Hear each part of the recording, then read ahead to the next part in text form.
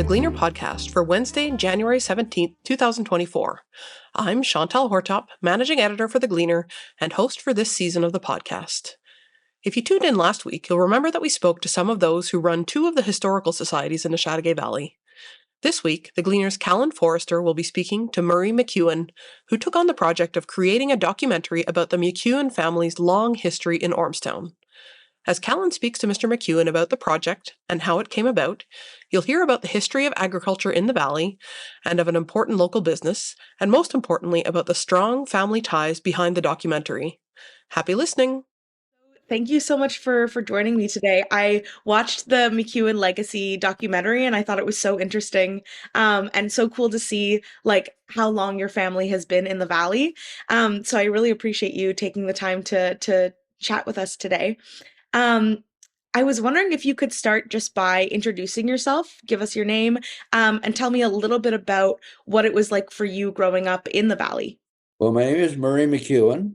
The McEwen family has been in the valley since the early 1800s. And our parents were William and Catherine McEwen, dairy farmers, Jersey cattle, honey home farm jerseys. My father often showed at the local fairs and exhibitions. And so the herd became known. And I was born in 1929. And at that time, we didn't have any electricity. It was 1937 before we had electricity on the farm. So we milked the cows by hand. And in 1937, did you start having more equipment on the farm, or was it still done a little bit more by hand back then? No, the first thing we got was a milking machine.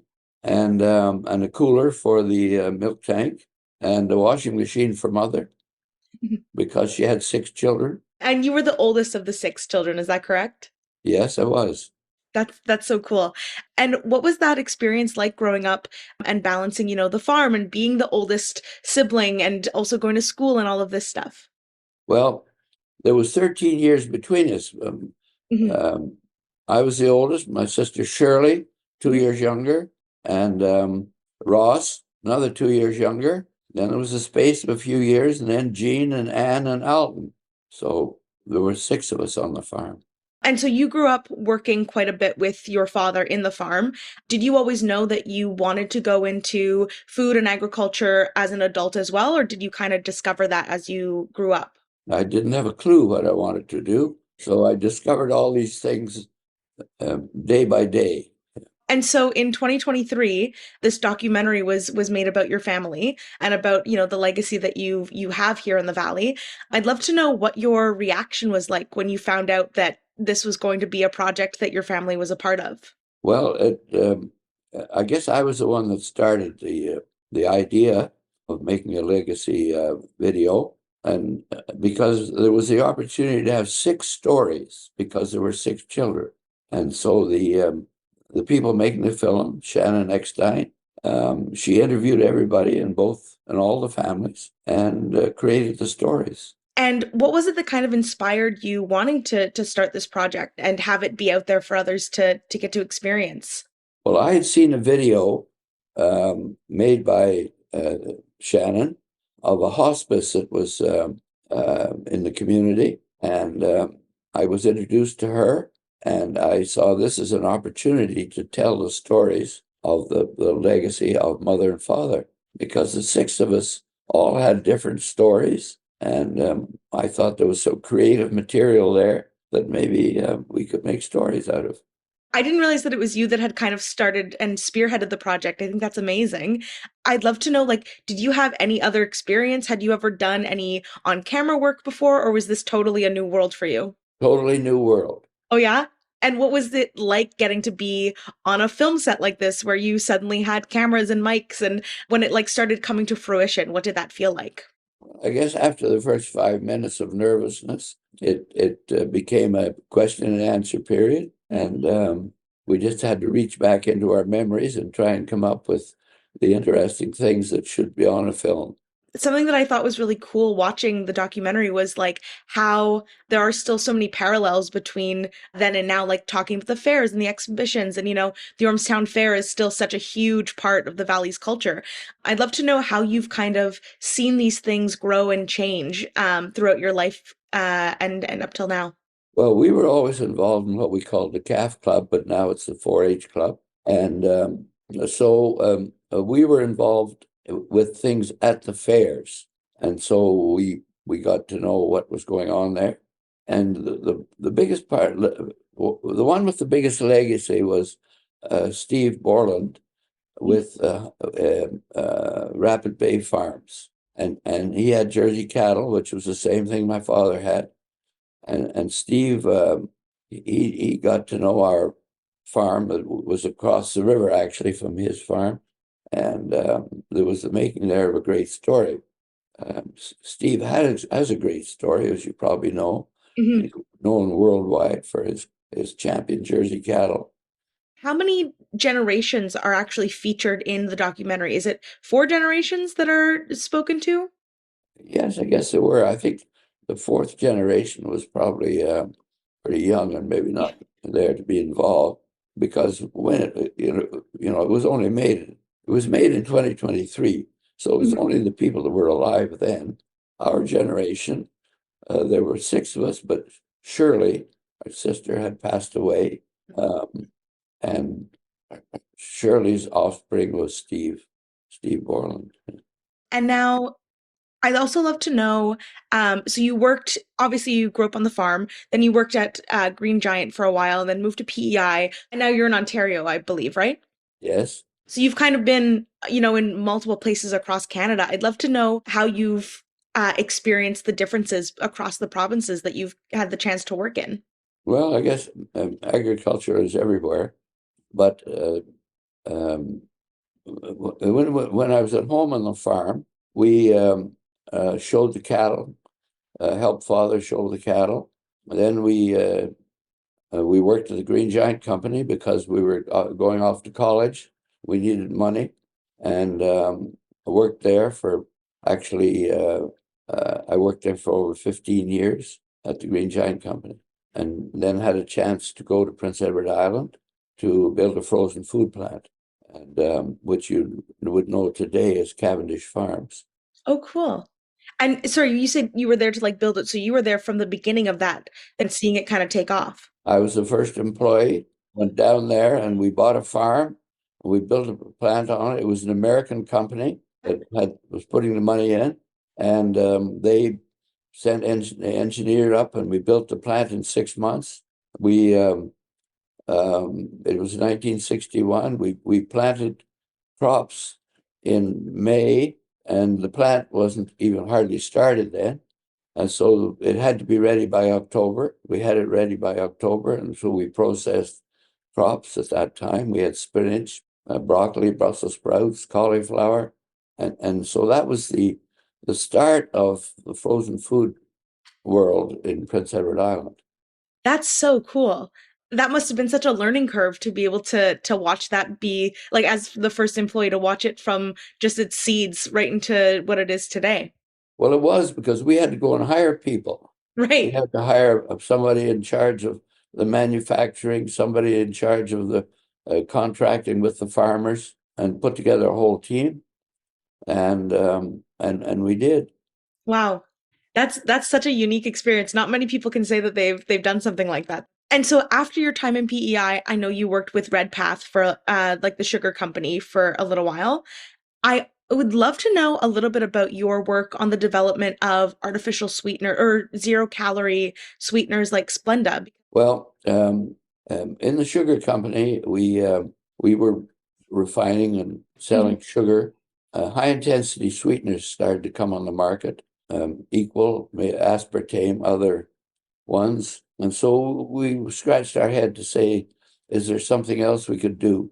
Turns out that Redpath was owned by a British company called Tate and Lyle, and they had quite a research department there. The fellow in charge of the research department had a friend who worked at the London hospital. And in the work he did, he stuck his finger in some powder that he'd been playing with and found it was sweet all of a sudden. So he talked to our research people about this. They sensed there was something there that we could work on, and we did. And so we researched it and found that we had a product that we could commercialize. And we knew we had to go through a lot of approval processes, Food and Drug Administration and health departments everywhere. We didn't have real good contacts in those places. So we took on Johnson & Johnson or J&J as partners because they are very familiar with that business. It turned out that we did have a sweetener that we could market. It was 600 times the sweet as sugar. Oh my God. And so it had to be combined with some starch so you could get equivalent of a teaspoon. And we called it Splenda, and we started to sell it. Today, Splenda is the leading high-intensity sweetener in the world. Yeah. Yeah. Wow, that must be such a huge achievement in your long career. Well, I remember when we introduced it first in Canada, and so for my sins, they asked me to make a video, and so I was interviewed on it, and I explained to the public that this is what we had, and we did the film, and we did it in French, so I had to brush up my French. I had passable French that I learned when we worked at the Green Giant Company. We called it agricultural French, and but they got me polished up enough that I could make a video about Splenda in French as well. Wow, that's so cool. And eventually, like, with your long career working in food and all of this, you ended up appointed to the Order of Canada was that 2014? Yes. That must have felt incredible. What was that experience like? Well, it was kind of unbelievable. I got a phone call from Ottawa, and they said who they were. I didn't believe it at first. And so they said that I had been nominated to join the Order of Canada, and would I accept? Well, I was so flabbergasted. And so when I picked myself off the floor, I said yes. And so they said, okay, they would go ahead with the process of the ceremonies that were involved in it. So you had no idea that you were like being considered at all. There was no short list or anything that had come out first. Nothing. That's part of the secret of the way the Order of Canada nominations work. Nobody knows. Wow, that's a phone call that'll change your life.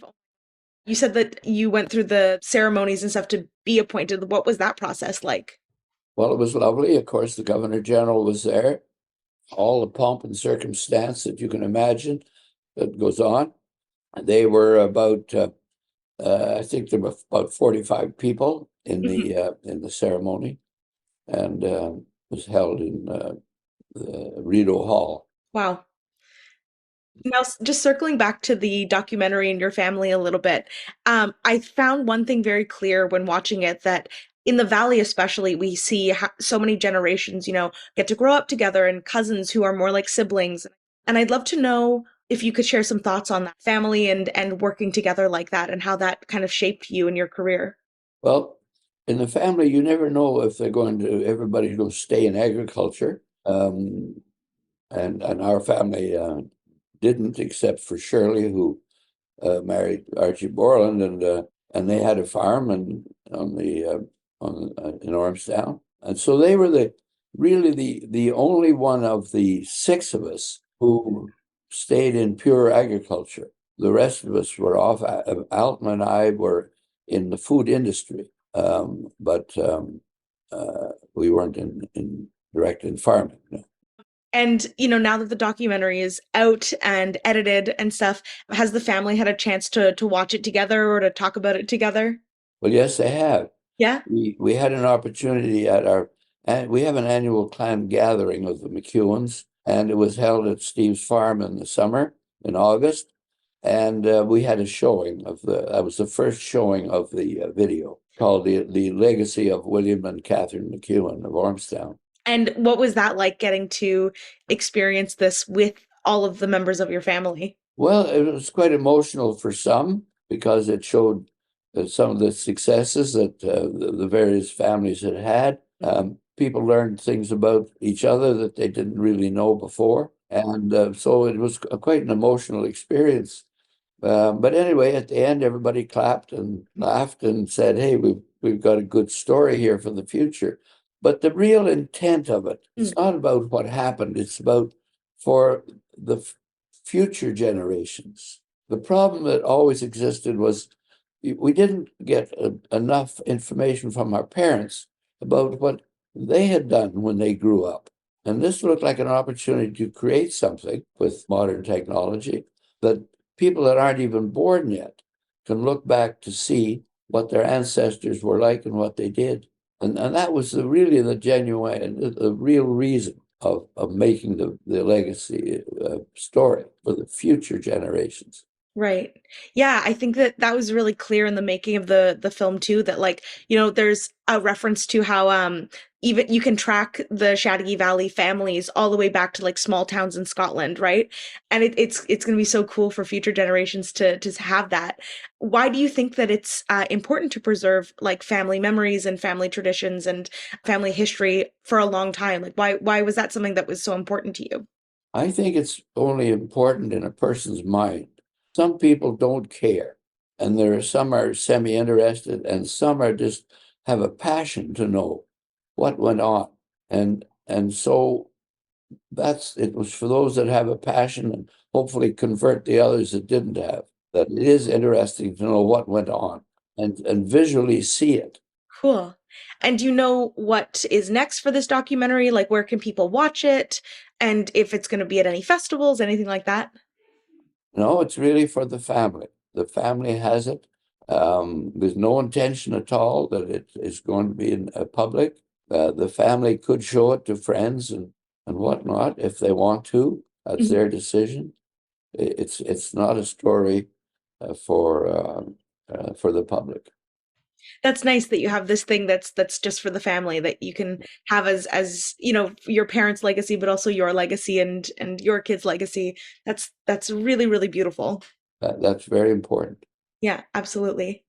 I think those were all of the questions that I wanted to ask you about it today, but I'd love to know if there's anything that I've left out, maybe that I've missed, that you want to share or talk about that you think is important. Well, I don't think so. I can't think of anything off the top of my head, but I think the work you're doing in things like this is very important for the community. There's a lot of history in the community, and this shows some of it.